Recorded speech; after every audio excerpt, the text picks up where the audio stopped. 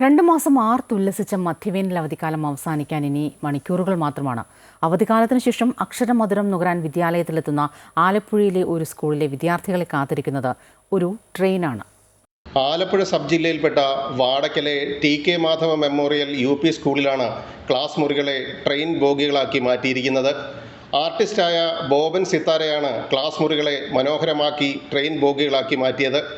66 വർഷത്തെ പാരമ്പര്യമുള്ള ഈ സ്കൂളിൽ ഒരു പുതുമ കൊണ്ടുവരണമെന്ന അധ്യാപകരുടെയും PTA ഭാരവാഹികളുടെയും മാനേജ്മെൻറ്റിൻ്റെയും തീരുമാനമാണ് ഈ മാറ്റത്തിന് പ്രേരണയായത്.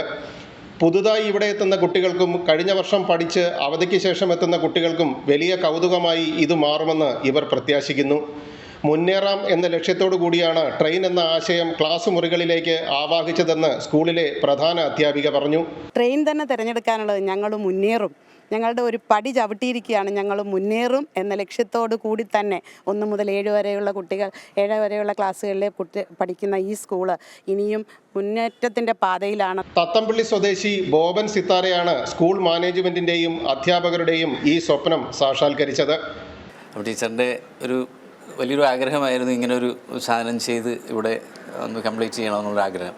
അത് വളരെ ചുരുങ്ങിയ ദിവസം കൊണ്ട് ഈ സാമ്പത്തിക പരിമിതികൾക്കുള്ളിൽ നിന്നുകൊണ്ടും ചെയ്തു തീർക്കണമെന്ന് പറഞ്ഞതിൻ്റെ അടിസ്ഥാനത്തിൽ ഞങ്ങൾ ഏകദേശം ഒരു 4-5 ദിവസത്തോളം കണ്ടിന്യൂസ് ആയിട്ട് വർക്ക് ചെയ്തിട്ടാണ് ഈ ഒരു പോർഷൻ അടിച്ച് തീർക്കാനായിട്ട് പറ്റിയത്. ചുരുങ്ങിയ ചെലവിൽ 5 ദിവസം കൊണ്ടാണ് സ്കൂളിനെ ഇത്തരത്തിൽ പുതുമയുള്ള ഒരു രൂപത്തിലേക്ക് മാറ്റിയത്.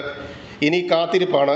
കുട്ടികളെത്തി ഈ കൗതുകം കാണുമ്പോഴുള്ള അവരുടെ സന്തോഷം കാണാൻ അധ്യാപകരും മാനേജ്മെൻറ്റ് പ്രതിനിധികളും ഒപ്പം ആർട്ടിസ്റ്റായ ബോബനും കാത്തിരിക്കുന്നു.